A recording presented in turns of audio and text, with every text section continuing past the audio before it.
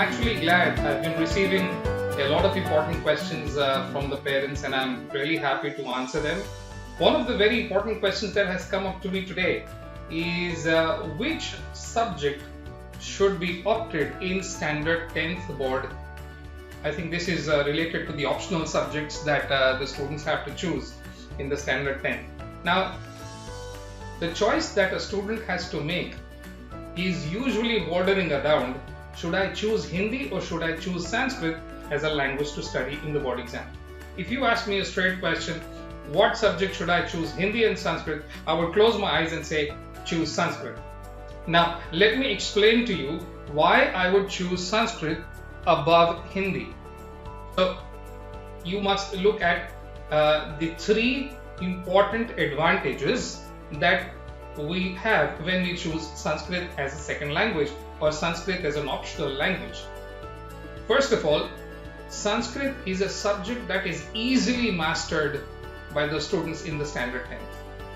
Secondly, because it is easily mastered, it saves time. It saves time because when the year end comes, the child has one subject less to study. And the third extremely important point is that it is a very scoring subject.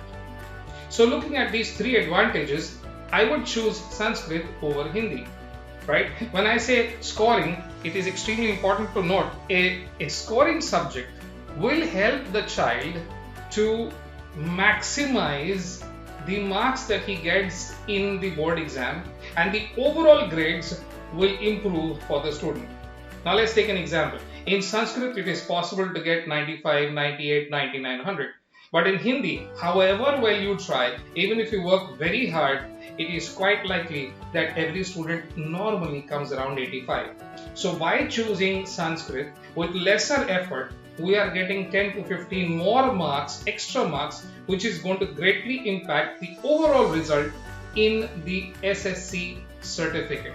I would recommend that every student focus on the overall grades in standard 10th.